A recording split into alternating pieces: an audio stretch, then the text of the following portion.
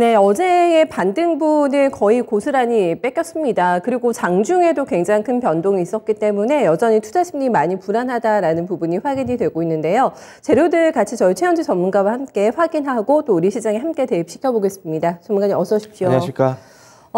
크게 예상을 빗나갔던 파월 의장의 발언은 아니었던 것 같은데 뉴욕 시장이 조금 강하게 반응을 했습니다. 먼저 훑어주세요. 어떤 흐름이었을까요? 네, 파월의 빅스텝 5월 빅스텝 시사 발언에 모두 다 하락으로 마감을 했는데요. 다우가 1% 하락, 나스닥이 2% 하락, S&P 500이 1.5% 하락했습니다. 강세 종목을 보면은 웨스턴 디지털이 1.5% 상승했고요. 철강업체 뉴코가 3.7% 상승해서 사상 최고가를 기록했습니다. 에브비가 1% 상승했고, 그다음에 생명공학 주식인 유나이티드 세러퓨틱스가 1.6% 상승했습니다. 어제 항공주들이 굉장히 강했는데요. 아메리칸 에어라인, 그다음에 유나이티드 항공 모두 2분기에 흑자 전망을 제시하면서 강세를 나타냈고요. 아메리칸 항공은 3.8% 상승했는데요. 3월 매출이 팬데믹 이후 처음으로 2019년 수준을 넘어섰고 예약도 꾸준히 증가하고 있다고 지금 밝혔습니다. 2분기에는 흑자 전환할 것으로 보고 있고요. 2분기 매출은 팬데믹 전에 같은 기간보다 8% 증가할 것이라고 얘기를 하고 있습니다. 그리고 어제 실적을 발표했는데 매출하고 EPS는 컨센서스 소폭 상회했습니다. 그 다음에 유나이티드 항공도 어제 실적 발표를 했는데 매출하고 EPS는 컨센서스 소폭 하회를 했는데요. 9.3% 상승했습니다. 가이던스가 좋았기 때문인데요. 올해 흑자 전환할 것이라고 지금 얘기를 했고 2019년 이후에 처음입니다. 2분기 매출이 사상 최대 기록할 것이라고 얘기를 하는데요. 영업이익률도 10%를 예상한다 얘기를 하고 있습니다. 테슬라가 3.2% 상승했는데요. 오펜하이머, 파이퍼 샌들러, RBC 캐피탈 등에서는 목표가를 상향했습니다. 그 다음에 주간 신규 실업수당 청구 건수가 18만 4천 건으로 집계가 됐는데 지난주 대비 소폭 감소했고 예상치는 18만 2천 건보다 소폭 상회했습니다. 파월은 5월에 빅스텝을 시사를 했는데요. 지금 더 빨리 움직여야 하고 그 다음에 5월 한 번뿐이 아니라 여러 번의 50bp 금리 인상 가능성도 시사를 했습니다. 그리고 중립금리 2.5% 정도 되는데 그 이후에도 필요하다면 금리 추가로 인상할 수 있다고 지금 밝히고 있고요. 양적 긴축도 조만간 착수를 예고하고 있습니다. JP모건 측에서는 하반기 실적 둔화로 주가가 떨어질 것이다 그렇게 얘기를 하고 있는데요. S&P 500의 평균 EPS 전망치를 기존에 235달러에서 230달러로 하향 조정했습니다. 결국에는 기업들의 마진이 줄고 있기 때문에 좀 하향 조정한 것으로 보고 있고 인플레 때문에 우려도 같이 겹친 것으로 보고 있습니다.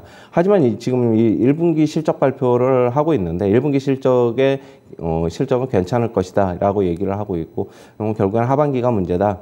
기업들의 자신감도 좀 지난해 말 이후 좀 많이 떨어져 있다 얘기를 하고 있습니다. 알겠습니다. 이런 재료들이 한데 어우러지게 되면서 다시 한번 뉴욕 증시 어제 반등분을 좀 뺏기는 흐름이었는데 파월 의장의 빅스텝 발언에 대해서 이거에 대해서 시장이 이렇게까지 반응을 했던 이유는 어떻게 보세요? 기존에 나왔던 내용인데 내용이지만은 저는 그것보다는 조만간 5월 한 번뿐이 아니라 결국에는 나머지에도 50bp 추가로 금리 인상을 할 수 있다는 그 발언이 더 영향을 미친 것으로 보고 있고요. 결국에는 중립금리 2.5% 이후에도 추가적으로 금리 인상 가능할 수 있다. 그런 발언 때문에도 또 영향을 미친 것으로 보고 있습니다. 네, 그러니까 5월뿐이 아닌 거군요. 이게 계속해서 굉장히 강한 긴축 강도를 이어나갈 수 있다라는 그런 뉘앙스의 발언에 민감하게 반응을 했는데 그래서 거의 3% 찍을까 말까 하더라고요. 실물국채금리가. 맞습니다. 2.9 후반까지 갔잖아요. 3% 넘는 건 기정사실로 보고 있습니다. 일단은 어디까지 갈지는 좀 봐야 될 것으로 보고 있는데 3.23을 갈지 3.5를 갈지는 좀 더 시장상 지켜봐야 될 것으로 보고 있습니다. 네, 이런 멘트가 나온 거는 물가 안정을 이제 하겠다는 도모하겠다는 강력한 의지의 필요이라고 봐야 되겠죠. 결국엔 물가 때문에 그런 거거든요. 물가가 지금 저번에 CPI가 8.5 나왔잖아요. 높았죠. 8.5 나왔는데 기존에 연준의 목표치는 2%니까 지금 4배 이상 싶으니까 뭐 좀 강력하게 좀 긴축을 시사한 것으로 보고 있습니다. 네, 8.5가 나왔습니다. 이미 연준의 목표치 4배를 넘은 상황이기 때문에 이게 뭐 고점론이 있긴 했잖아요. 인플레가 점점 찍었을 것이다라는 그 론이 나오게 되면서 좀 안도랠리가 한창 나타나다가 또 굉장히 강하게 긴축을 시사하게 되면서 다시 한번 빠지는 이런 흐름이 연출되고 있는 상황인데 계속해서 반복되는 피로감 높은 악재인 것 같아요, 시장에서는. 그렇죠. 계속 네. 안고 가야 되는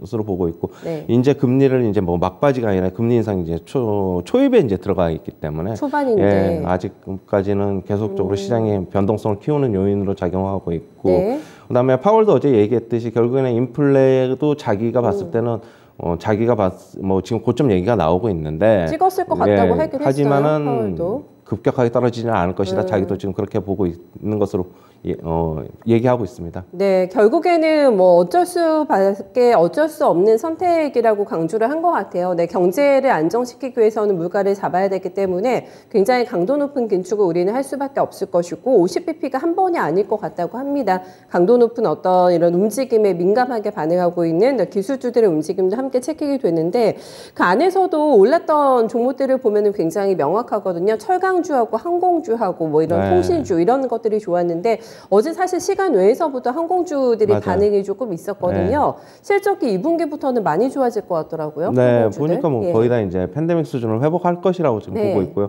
뭐 유나이티드 항공 같은 경우 올해 흑자 전환도 이제 가능하다라고 지금 얘기를 하고 있고, 뭐 아메리칸 에어라인도 뭐 2분기서부터는 흑자 전환 예상이 된다라고 지금 보고 있어가지고 항공주는 계속적으로 조금 가이던스가 좋게 나오니까 뭐 시장에서 지금 현재 실적보다 결국에는 앞으로의 가이던스가 그렇죠. 더 중요하기 때문에 좀 강하게 좀 반응한 것으로 보고 있고 뉴코 같은 경우에는 뭐 US 스틸 같은 경우에는 별로 그렇게 강하지 않거든요. 뉴코는 하지만은 뭐 계속적으로 신고가 형성하고 있고 어제는 뭐 윗꼬리 좀 길게 달리기는 했지만은 뭐 계속 강세의 모습 보이고 있습니다. 네, 저희가 어제 그 투 트랙을 얘기하게 되면서 성장주하고 가치주를 적절하게 좀 섞어서 운용하자라는 그런 부분을 얘기를 해봤는데 가치주의 이 철강주를 충분히 편입시키고 대응을 해도 괜찮겠다라는 생각이 들더라고요. 철강주 쪽에 대한 의견 어떠세요? 지금요? 네, 가치주 쪽으로 편입시켜서 대응 가능합니까? 철강주? 그래서 이제 중소형 철강주 뭐 세아제강을 비롯해서 엄청나게 올랐잖아요. 엄청나게 올랐는데 뉴욕 증시에서는 어떻게 보세요? 철강주가 좋아가지고 뉴욕 증시도 이제 철강주 다 온 것 철강주. 같은데요. 어제 보니까 뉴코 그래요? 보니까 다 온 것 같고 뭐 신규 매수는 하지 말아야 될 것으로 좀 보고 있습니다. 뭐 추가적으로 뭐 여기서 뭐 얼마나 더 상승을 하겠습니까? 솔직한 얘기로. 그리고 뭐 국내 철강주야 뭐 지금 중소형 철강주만 좀 강한 것으로 보고 있고. 네. 이미 어느 정도 고점에 와 있는 것으로 저는 판단하고 있습니다. 하긴 뭐 중소형 철강주도 보니까 꽤 올랐더라고요. 네. 선취매하셨던 분들은 수익이 꽤 났을 것 같습니다만은 지금 따라갈 시점은 아니다라는 게 최현주 전문가의 시각이고요. 마스크를 이제 항공기 안에서도 벗을 수가 있게 됐더라고요. 이번에 이제 선택의 여부인데 그 방송이 나오는 거 보니까 미국 항공기에서 막 환호성을 지르는 그런 여객 타신 분들의 그런 움직임이 좀 나타나기도 했는데 월가에서는 아직 항공주를 추세 대응하기는 이르다라는 시각도 조금 있고 이 실적 발표하고 나서는 조금 더 적극적인 의견을 내는 쪽도 있고 이렇습니다. 일단은 지수가 흔들리면은 뭐 매수 시점 당연히 늦춰야 될 것으로는 보고 있고 이것만 강할 수는 없거든요. 일시적인 재료로 인해서 오른 것으로 보고 있고 뭐 지금 마스크 얘기가 나왔는데 뭐 마스크를 착용을 이제 해제를 한다고 하면서 뭐 항공주 뭐 며칠 전서부터 조금 움직임이 있었죠. 그리고 우버 같은 경우에도 이제는 앞좌석에서 마스크를 해제하고 착용을 할 수 탑승을 할 수 있다는 소식에 뭐 며칠 전에도 우버가 강세를 보였고 뭐 같은 뭐 맥락으로 보고 있고요. 하지만 지수를 같이 좀 전체적인 거를 좀 시장 전체 매크로를 체크를 해보고 개별적으로 대응을 해봐야 될 것으로 보고 있습니다. 이것만 뭐 산다고 해서 뭐 좀 능사는 아닌 것으로 보고 있습니다. 네, 미국 여행 시장이 올해는 전망치를 보니까 2조 달러까지는 회복이 될 거라는 뷰가 나오게 되면서 뭐 꼭 항공주가 아니더라도 범위가 넓잖아요. 뭐 호텔이라던가 뭐 다른 카지노주도 있을 것 같고 보니까 크루즈도 요즘에 꽤 상승폭이 나오고 있는 상황이어가지고 항공사를 뭐 타겟팅하지 않더라도 굉장히 범위 넓어질 것 같거든요. 여행 시장 회복되면. 물론 그런데 이제 이걸 갖다가 이제 미국 시장은 물론 조금 회복이 좀 우리나라보다는 좀 빠를 것으로 보고 있어요.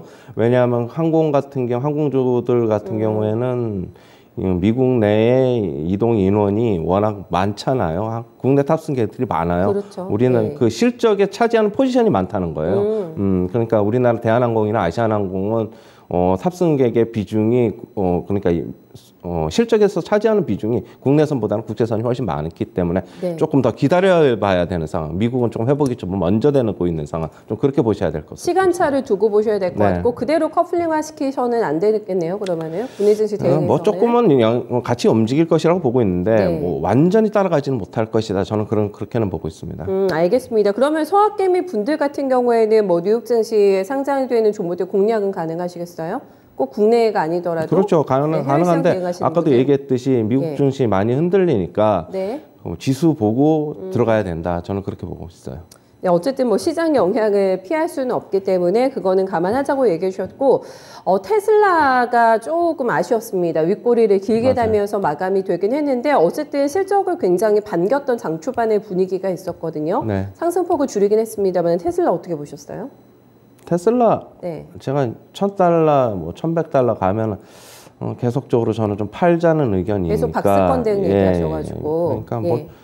저는 뭐 지수 흔들리면서 같이 그럼 내려왔다고 저는 그렇게 보고 있어요. 뭐 어떻게 본다기보다는 테슬라는 계속적으로 박스권 공략 그렇게 봐야 될 것으로 보고 있습니다. 역시 지수 하락하면은 테슬라 뭐 더 많이 하락할 수도 있다. 저는 그렇게 보고 있어요. 리비아는 또 많이 밀려가지고 7%인가 빠진 것 같던데 전기차주 안에서도 굉장히 종목별로 차별화가 강하던데요? 테슬라 이제 실적이 받쳐주고 그러니까 그런 거고 리비아는 네. 아직 실적이 가시화가 되지 않았잖아요.